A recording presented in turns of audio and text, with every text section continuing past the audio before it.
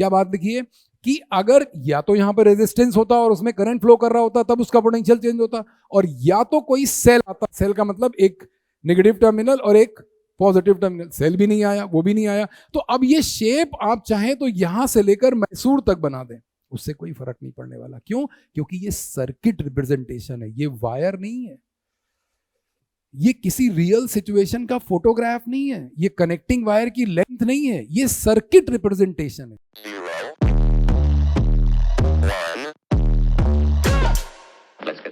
Hello students and teachers, आज का topic है किरचॉफ्स रूल, और हम लोग किरचॉफ्स रूल को इलेक्ट्रिकल सर्किट का हनुमान चालीसा भी कहते हैं। इसलिए कहते हैं क्योंकि किरचॉफ्स रूल अक्सर हमको संकट से बाहर निकालता है। तो पहले हम लोगों को संकट समझ लेना चाहिए, क्योंकि अगर हमको यही नहीं पता होगा कि ये संकट है तब तो हम लोग उससे बाहर भी नहीं आ पाएंगे। इसका मतलब कि पहले आपको ये समझना है कि इंस्टाग्राम किस कैटेगरी में आ रहा है।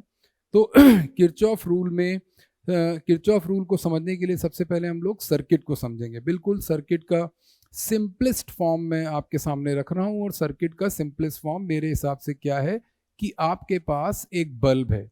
बल्ब क्या चीज़ होती है? बल्ब एक डिज़ाइंड इंस्ट्रूमेंट है जिसमें एक हाई रेजिस्टेंस का वायर है। उस हाई रेजिस्टेंस के वायर में करंट फ्लो करता है।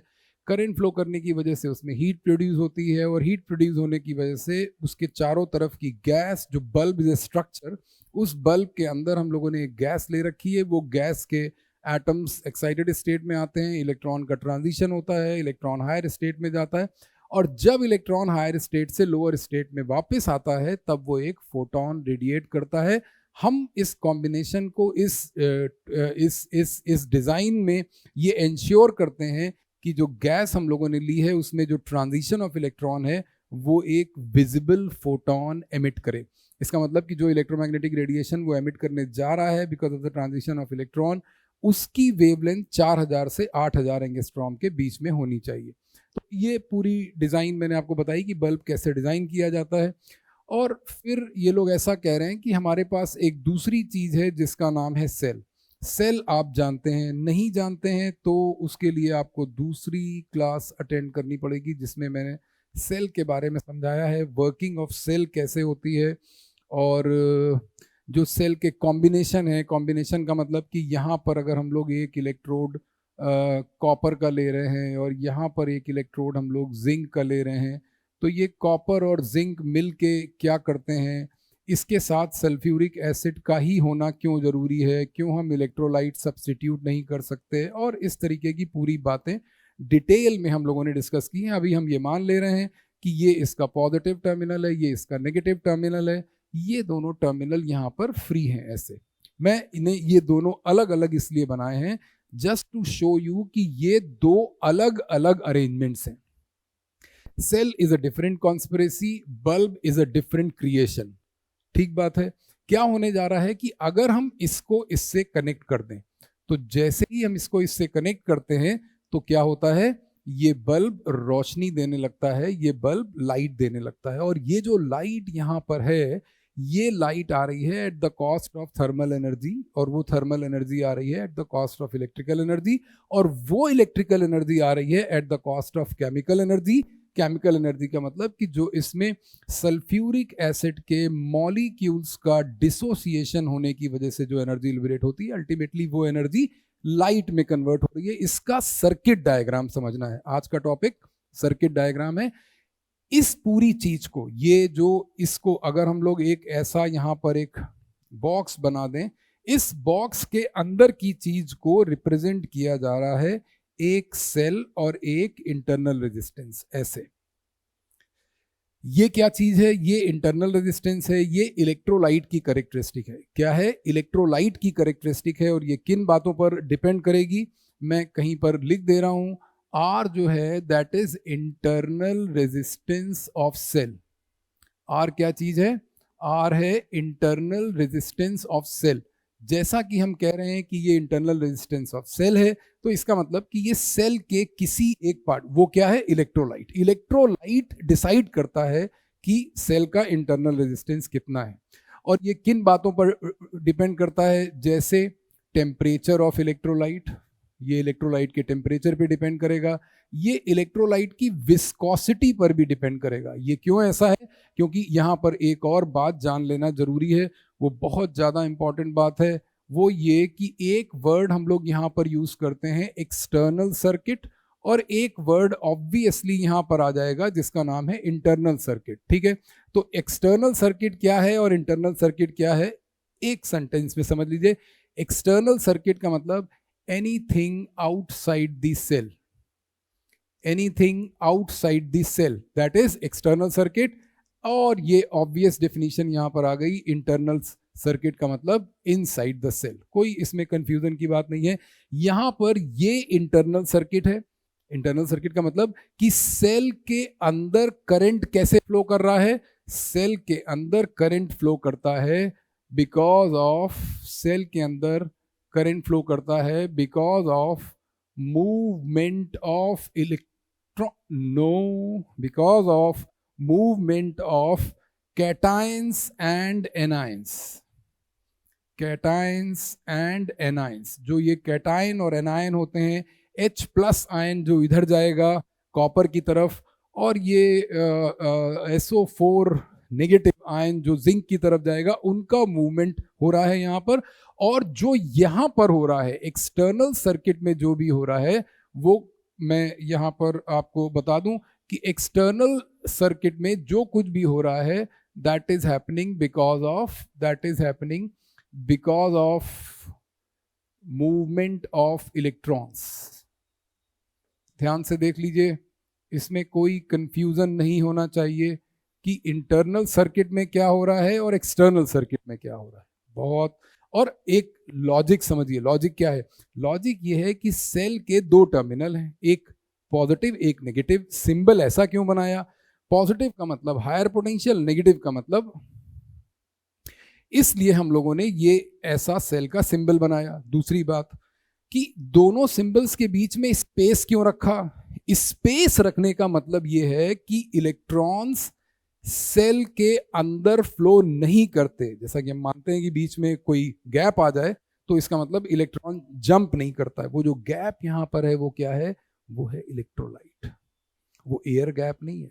और ये है सेल का इंटरनल रेजिस्टेंस, इसको हम सेल के साथ दिखाते हैं। साथ का मतलब कि या तो पॉजिटिव टर्मिनल के पास या नेगेटिव टर्मिनल के पास। और ये जो पूरा रिप्रेजेंटेशन है, this whole thing is representing the cell, इसलिए कभी कभी ऐसा बॉक्स भी बना होता है, ये इसका रिप्रेजेंटेशन। समझ पा रहे हैं बात को, ध्यान से देखिए। अब वो ये कहना चाह रहे हैं कि एक्सटर्नल सर्किट में आप एक के बजाय दो बल्ब लगा दीजिए, दो बल्ब पैरेलल में लगा दीजिए, तीन बल्ब उसके साथ सीरीज में लगा दीजिए, कैसा भी कॉम्बिनेशन हो सकता है। इसका जो सर्किट बनेगा, इसका बल्ब कहाँ है, ये है बल्ब। हमारे लिए सर्किट में बल्ब की क्या हैसियत है, सर्किट में बल्ब की हैसियत है एक रेजिस्टेंस, और इस रेजिस्टेंस का नाम है एक्सटर्नल रेजिस्टेंस। इंटरेस्टिंग बात सुनिए, मैं ये कह रहा हूं कि एक्सटर्नल रेजिस्टेंस और इंटरनल रेजिस्टेंस क्या है, ये जो एक्सटर्नल रेजिस्टेंस है और ये इंटरनल रेजिस्टेंस है, मैं ये कह रहा हूं net external resistance, net external resistance is always in series with internal resistance। ध्यान से देख लीजिए, फिर मत कहिएगा ये क्या हुआ। इसका मतलब क्या है, इसका मतलब ये है कि अगर यहां पर हम एक के बजाय दो बल्ब लगा दें, मतलब मान लीजिए कि एक बल्ब ऐसा लगा है, एक बल्ब ऐसा लगा है, एक बल्ब हम लोगों ने यहाँ लगा दिया, और फिर इसके बाद यहाँ पर हम लोगों ने लगाया सेल। ये है cell, this is your cell, cell का इंटरनल रेजिस्टेंस। ठीक बात है। तो ये बल्ब हमारे लिए क्या है, ये बल्ब हमारे लिए तीन रेजिस्टर्स हैं। तो वो ये कहना चाह रहे हैं कि जो R1 और R2 का सीरीज कॉम्बिनेशन होगा और उन दोनों का सीरीज कॉम्बिनेशन जो R3 के साथ पैरेलल में आएगा, तो जो नेट एक्सटर्नल रेजिस्टेंस आएगा वो इंटरनल रेजिस्टेंस के साथ सीरीज में होगा। एक्सटर्नल रेजिस्टेंस जो है वो इन दोनों पॉइंट्स के बीच में निकाला जाएगा। इसका मतलब कि ए बी के अक्रॉस ये जो पूरा सर्किट है, ये पूरे सर्किट का जो इक्विवेलेंट रेजिस्टेंस आएगा उसको हम लोग बोलते हैं एक्सटर्नल रेजिस्टेंस, और वो इंटरनल के साथ सीरीज में होगा। इसका मतलब कि इस सर्किट में जो करंट आने वाला है वो करंट आने वाला है I is equal to E upon R plus R। ये है करंट, ये इस सर्किट का करंट। ठीक बात है। और ये कैसे आता है ये बात भी आप लोगों ने देखी है। इस सर्किट को थोड़ा सा चेंज कर दें विद योर परमिशन। थोड़ा सा चेंज करने का मतलब क्या है? थोड़ा सा चेंज करने का मतलब ये है, थोड़ा सा चेंज करने का मतलब ये है negative terminal, positive terminal, internal resistance, and then it is external resistance, and then it goes like this कि ये एक EMF है, ये इंटरनल रेजिस्टेंस है, ये एक्सटर्नल रेजिस्टेंस है, और हम लोग इसमें कुछ पॉइंट्स ले रहे हैं, जैसे A, जैसे B, जैसे C, जैसे D, जैसे E, जैसे F, जैसे G। ध्यान से देखिए, हम लोग इन सारे पॉइंट्स के पोटेंशियल की बात करने जा रहे हैं। किसकी बात करने जा रहे हैं? इन सारे पॉइंट्स के पोटेंशियल की। देखिए क्या मैं बताना चाह रहा हूं आपको, बहुत ध्यान से देखिए। इस सर्किट के जरिए हम लोग क्या समझना चाह रहे हैं, बहुत ध्यान से देखिए। हम लोग ये चाह रहे हैं कि ये जो इसमें सर्किट में 3 4 5 हम लोगों ने पॉइंट्स बनाए हैं, उन पॉइंट्स के पोटेंशियल को डिस्कस करने जा रहे हैं। क्या डिस्कस करने जा रहे हैं? उन पॉइंट्स के पोटेंशियल को। बहुत ध्यान से देखिएगा। मैंने आपको कहा था कि हम लोग यहाँ पर क्या सीख रहे हैं, हम लोग यहाँ पर ये सीख रहे हैं कि सिंपल सर्किट क्या भला है। जब हम सिंपल सर्किट समझ जाएंगे तो हम ये समझ जाएंगे कि ओ ये सर्किट सिंपल नहीं है, इसका मतलब ये कॉम्प्लेक्स।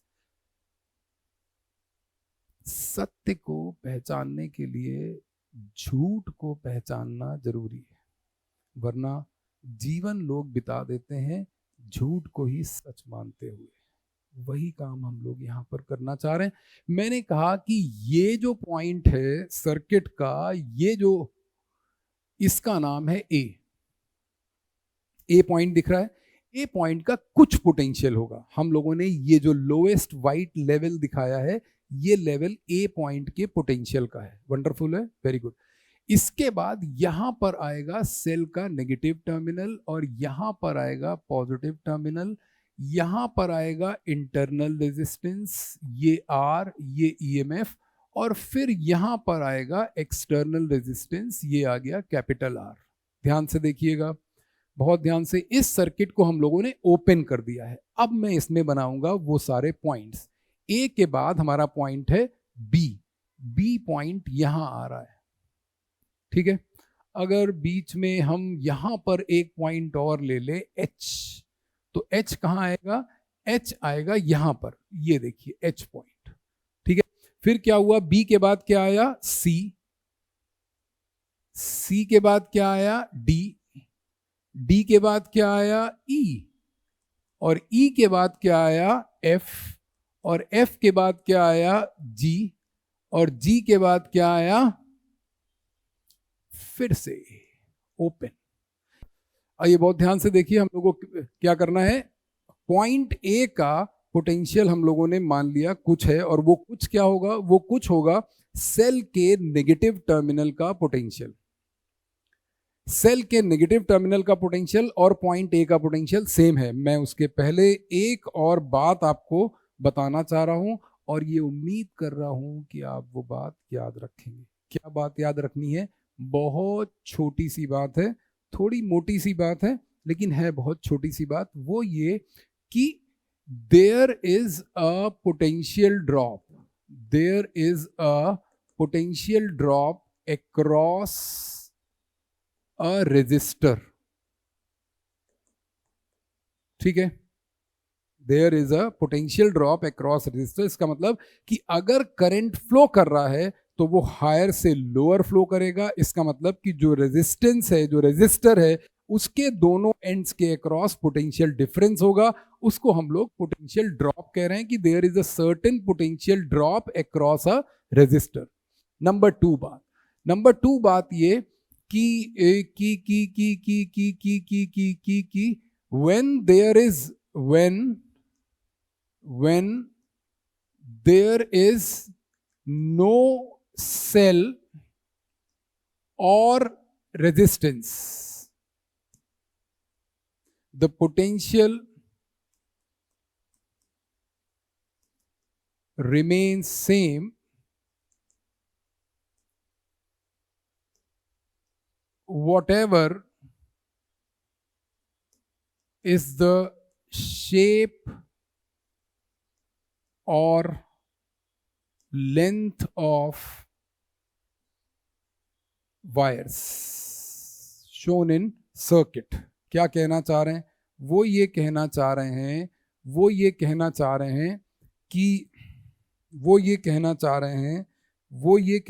रहे हैं बहुत ध्यान से देखिए क्या कहना चाह रहे हैं। वो ये कहना चाह रहे हैं कि हमने बी पॉइंट का पोटेंशियल क्या लिया, ये आया ए का पोटेंशियल, ये है पॉइंट ए का पोटेंशियल, यहां से यहां जाने में पोटेंशियल राइज कर रहा है। ये जो राइज है, ये जो इंक्रीज इन पोटेंशियल है, ये जो डिफरेंस इन पोटेंशियल है, इसी को हम लोग ईएमएफ कहते हैं। क्या कहते हैं? इसको ईएमएफ कहते हैं। ये जब यहां से एच पॉइंट तक जाएंगे तो पोटेंशियल सेम रहेगा। एच पॉइंट का वही पोटेंशियल होगा जो कि सेल के पॉजिटिव टर्मिनल का पोटेंशियल है, व्हाटएवर इट इज। इसका मतलब इन दोनों का डिफरेंस ईएमएफ हो गया। अब हम जब इस रेजिस्टेंस के अक्रॉस आ गए तो there will be a certain drop in the potential, क्योंकि इसके अक्रॉस कुछ ना कुछ करंट फ्लो कर रहा होगा। अब क्या हुआ कि अब उन्होंने ये कहा कि ये जितने भी पॉइंट्स हैं, कौन से points, B C D E, ये बात यहां पर लिखी हुई है व्हाइट कलर से रेड बॉक्स के अंदर। क्या बात लिखी है कि अगर या तो यहां पर रेजिस्टेंस होता और उसमें करंट फ्लो कर रहा होता तब उसका पोटेंशियल चेंज होता, और या तो कोई सेल आता, सेल का मतलब एक नेगेटिव टर्मिनल और एक पॉजिटिव टर्मिनल, सेल भी नहीं आया, वो भी नहीं आया। तो अब ये शेप आप चाहें तो यहां से लेकर मैसूर तक बना दें, उससे कोई फर्क नहीं पड़ने वाला। क्यों? क्योंकि ये सर्किट रिप्रेजेंटेशन है, ये वायर नहीं है, ये किसी रियल सिचुएशन का फोटोग्राफ नहीं है, ये कनेक्टिंग वायर की लेंथ नहीं है, ये सर्किट रिप्रेजेंटेशन है। सर्किट रिप्रेजेंटेशन में क्या होता है, इसका शेप बदल सकता है। आप इसको ये रेक्टेंगल के बजाय स्क्वायर बना दें, सर्कल बना दें, उसका पोटेंशियल नहीं चेंज होगा सर्किट में। अगर वायर में करंट फ्लो कर रहा होगा और आप वायर का फोटोग्राफ दिखाएंगे तो फिर उसमें there will be a certain potential drop, लेकिन सर्किट में नहीं होगा। इसका मतलब क्या कि इन सारे पॉइंट्स का पोटेंशियल सेम रहने वाला है। बी पॉइंट का पोटेंशियल वही है जो सी पॉइंट का है, जो डी पॉइंट का है, जो ई पॉइंट का है। अब इस रेजिस्टेंस के अक्रॉस ड्रॉप होगा और वो ड्रॉप यहां तक हम लोग दिखाएंगे कि ये जो ड्रॉप है this is called the drop across external resistance. आप इसको यहां से ऐसे कनेक्ट कर सकते हैं, यहां से ऐसे कनेक्ट कर सकते हैं, यहां से ऐसे कनेक्ट कर सकते हैं, इसको यहां से ऐसे कनेक्ट कर सकते हैं, नेगेटिव इसको इससे यहां और इसको इससे यहां। अब क्या हुआ कि यहां के बाद वही पोटेंशियल आ जाएगा जो पॉइंट ए का पोटेंशियल था। फिर से देखिए, क्योंकि हम लोग वापस पॉइंट ए पर आ गए। This is how the potential in the circuit works, this is how the potential difference is defined. और इसी तरीके से हम लोग एक बहुत बड़ा यहाँ पर इक्वेशन, बड़ा इन द सेंस कि बहुत पॉपुलर इक्वेशन हम लोग यहाँ पर डिजाइन करते हैं। ये पूरी लेंथ ईएमएफ है, ठीक बात है। ये इतना ड्रॉप ओम साहब के हिसाब से आईआर है, ये वाला ड्रॉप जो है ये आई इंटू आर है। इसी को हम लोग एक्सटर्नल सर्किट का पोटेंशियल डिफरेंस कहते हैं। और ये जो डिफरेंस आ रहा है, ये जो डिफरेंस आ रहा है, इसी को हम लोग ई माइनस आई आर कहते हैं। हम लोगों ने क्या इक्वेशन डिराइव किया? हम लोगों ने इक्वेशन डिराइव किया V is equal to E minus I R. अगर हम जॉर्ज साइमन ओम को सैल्यूट करते हैं तो इसलिए हम लोग जॉर्ज साइमन ओम को सैल्यूट करते हैं क्योंकि उन्होंने ये बात बताई कि एक्सटर्नल रेजिस्टेंस इंटरनल रेजिस्टेंस के साथ सीरीज में होगा। ये इस सर्किट में नेट करंट का फॉर्मूला है। आप चाहे तो इसको डायरेक्ट भी कहीं पर निकाल सकते हैं। और एक बात यहाँ पर जिसका नाम होता है टर्मिनल वोल्टेज। कॉम्प्लेक्स सर्किट को समझने के पहले की जो हमारी तैयारी है उसमें दो दूसरी चीज़ों का भी बहुत इंपॉर्टेंट रोल है। और वो दूसरी चीज़ें क्या हैं? वो दूसरी चीज़ें हैं एमीटर और वोल्ट मीटर। ध्यान से देखिए, हम लोग एमीटर और वोल्ट मीटर के बारे में क्या समझना चाहते हैं और कैसे समझना चाहते हैं। ठीक बात है। इस सर्किट को हम लोग जिंदा रखेंगे और हम लोग बात करेंगे एमीटर की और वोल्ट मीटर की। ठीक है, सिंप्लीफाइड बात करेंगे हम लोग। मैग्नेट वाले चैप्टर में आगे आप कन्वर्जन भी पढ़ते हैं और सब कुछ। देखिए, वो कह रहे हैं कि एक हमारे पास सेल है, एक इंटरनल रेजिस्टेंस है, एक रेजिस्टेंस है और एक ये है। सेल की का ईएमएफ है 20 वोल्ट, एक्सटर्नल रेजिस्टेंस है 9 ओम और इंटरनल रेजिस्टेंस है 1 ओम। ठीक है, इफ आई से कि इस सर्किट में करंट का वैल्यू निकालिए। करंट का वैल्यू कैसे निकालेंगे? इस सर्किट में करंट का वैल्यू निकालने का मतलब है कि I is equal to E upon R plus R. इसका मतलब ये आ गया 1 एम्पियर। आई एम सॉरी, मैं ये 0.9 था और ये यहाँ पर 2 एम्पियर आ गया। ठीक बात है, 9 + 1 10, 20 अपॉन 10 इज 2 एम्पियर।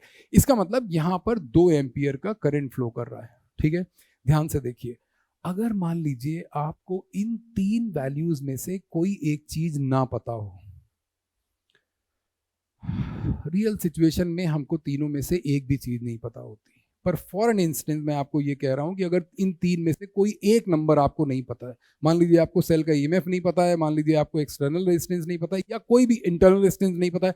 अगर आपको इंटरनल रेजिस्टेंस भी नहीं पता है, जो कि प्रैक्टिकली नहीं पता होता है, तो आप ठीक ठीक करंट की वैल्यू नहीं निकाल सकते, या जो वैल्यू आप कैलकुलेट करेंगे वो भी सही नहीं होगी।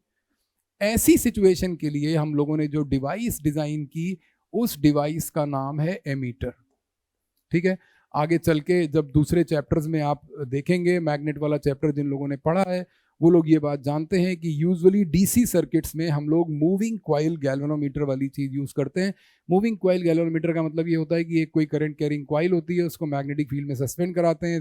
जब उस कॉइल में करंट फ्लो करता है तो उसमें टॉर्क लगता है, वो रोटेट करती है और उसके साथ पॉइंटर घूमता है, और फिर हम लोग there is a wonderful design, wonderful working explanation for the concept of moving coil galvanometer, वो हम लोग बाद में पढ़ लेंगे अगर उसमें कोई डाउट होगा। पिछले लेक्चर्स में मूविंग कॉइल गैल्वेनोमीटर की स्टोरी भी हम लोगों ने डिस्कस की है। अभी मैं बात कर रहा हूँ एमीटर। तो एमीटर वही डिवाइस है जो मूविंग कॉइल गैल्वेनोमीटर का प्रिंसिपल है, वही एमीटर का प्रिंसिपल है। क्या बात मैं कहना चाह रहा हूँ? मैं ये कहना चाह रहा हूँ कि कोई भी डीसी करंट मेजर करने वाली डिवाइस या एसी करंट मेजर करने वाली डिवाइस तभी करंट मेजर करेगी जब उसमें करंट जाएगा। छू के तो नहीं कर सकती कि दूर से कर ले कि हमने कोई ऐसा वो लगा दिया, जैसे वो थर्मोमीटर आ गया है कि आप वो इंफ्रारेड रेडिएशन से टेम्परेचर बता दें, वैसे तो नहीं बता सकते। इसका मतलब कि सर्किट में हमको वो डिवाइस लगानी पड़ेगी। से दैट कि हमको इनमें से कोई एक वैल्यू नहीं पता है और हमने यहां पर एक एमीटर लगाया। यहां पर हम लोगों ने क्या लगाया? एक एमीटर लगाया। तो जब हम ये एमीटर सर्किट में लगाएंगे तो इस एमीटर का भी कुछ ना कुछ रेजिस्टेंस होगा, क्योंकि इसके थ्रू भी करंट फ्लो करेगा। इसका मतलब ये है कि जो एक्चुअल करंट है, क्या है? एक्चुअल करंट है which is to be measured. जो एक्चुअल करंट है वो है 20 अपॉन 9 + 1 या EMF upon R plus R. ये एक्चुअल करंट है। लेकिन अब क्या होगा? जो मेजर्ड करंट आएगा, जो भी मेजर्ड करंट आएगा वो क्या होगा? Say that it is I dash. तो आई डैश की वैल्यू आएगी EMF upon external resistance plus internal resistance plus resistance of ammeter. हम लोग ये बात कह रहे हैं कि आइडियल कंडीशंस में क्या होना चाहिए कि आरए की वैल्यू 0 होनी चाहिए। इसका मतलब एमीटर का रेजिस्टेंस 0 होना चाहिए। इस स्टेटमेंट को जनरलाइज भी किया जाता है। मैं सिर्फ और सिर्फ आपके लिए उसको जनरलाइज कर दे रहा हूं। ध्यान से देखिए क्या स्टेटमेंट है। स्टेटमेंट है current measuring devices should have a low resistance। ठीक है, ये प्रैक्टिकल बात है। प्रैक्टिकल बात ये है कि करंट मेजरिंग डिवाइसेस का रेजिस्टेंस लो होना चाहिए। तो अगर आपके पास ऐसा कोई क्वेश्चन आता है कि इस सर्किट में एक सिचुएशन है जिसमें एमीटर का रेजिस्टेंस है 2 ओम और एक सिचुएशन है जिसमें एमीटर का रेजिस्टेंस है 10 ओम, तो आपको ये अगर पूछा जाए कि विच इज बेटर, आप 1 मिनट में बोल देंगे कि ये वाला बेटर है। क्यों? क्योंकि इसका रेजिस्टेंस कम है। और अगर यही दोनों अवेलेबल हैं आइडियल कंडीशंस में, अगर हम लोग बिल्कुल ब्रह्मा विष्णु महेश की बात कर रहे हैं, बिल्कुल अयोध्या वाले राम की बात कर रहे हैं, तब तो उसका रेजिस्टेंस 0 होना चाहिए। और अगर वो रेजिस्टेंस 0 नहीं है तो इसका मतलब कि हमारे पास जो चॉइसेस हैं उसी में से ही हम अपने राम चुन लेंगे। वो राम क्या है?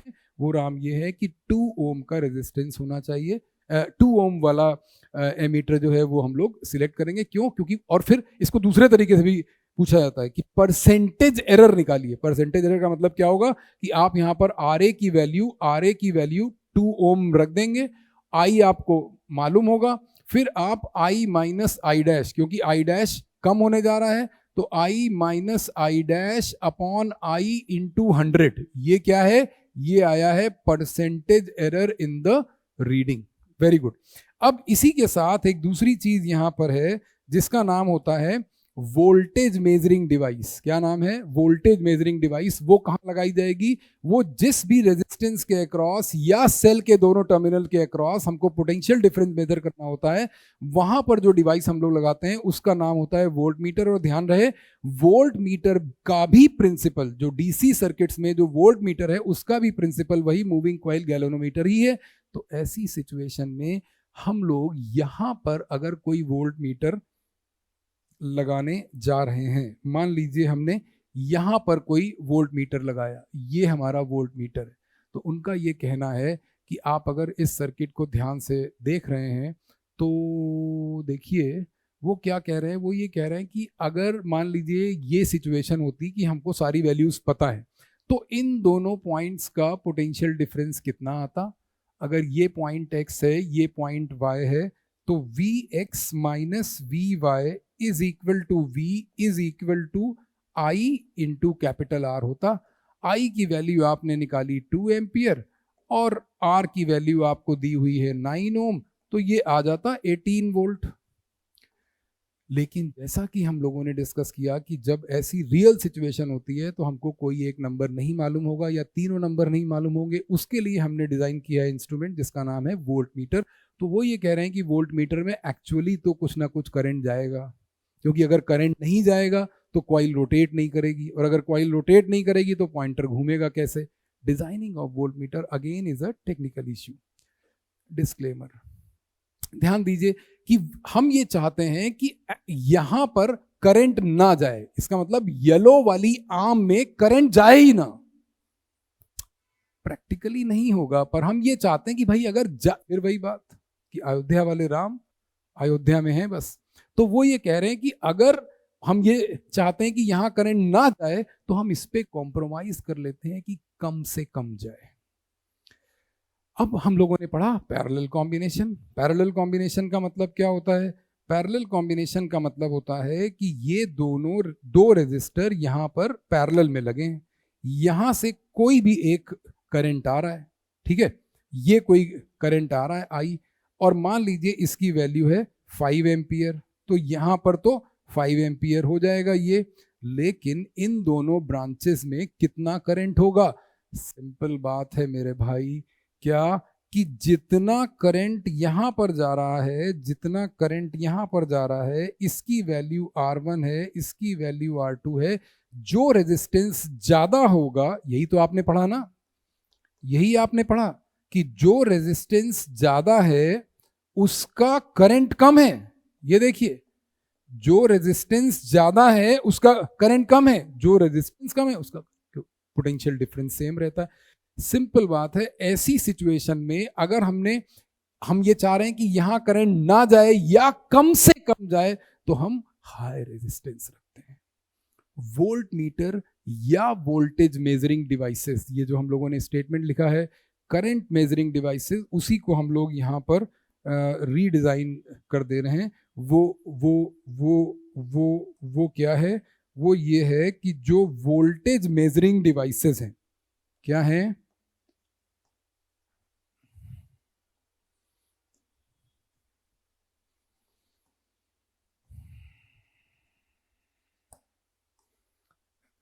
ध्यान से देखिए, voltage measuring devices should have a very high resistance. Voltage measuring devices should have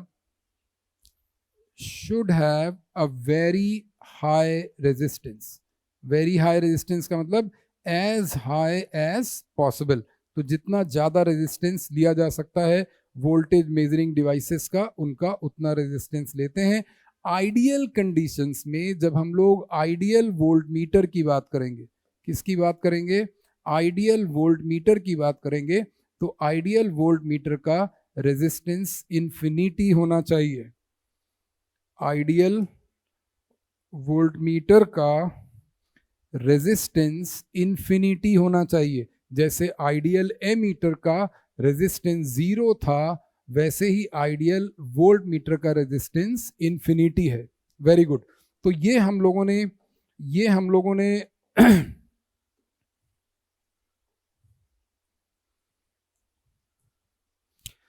लोगों ने कुछ सर्किट की बातें पढ़ी, और जो सर्किट की बातें थी जिसमें हम लोगों ने ये सीखा है कि कैसे पोटेंशियल ड्रॉप चेंज होता है। एक बात, टर्मिनल वोल्टेज क्या चीज़ है, एक और ये टेक्निकल सिचुएशन है जिसको याद रखना जरूरी है। वो टेक्निकल सिचुएशन क्या होती है, वो टेक्निकल सिचुएशन हम लोग यहाँ पर देख रहे हैं, और हम लोग फिर इसके बाद इस बोर्ड को फिनिश कर देंगे।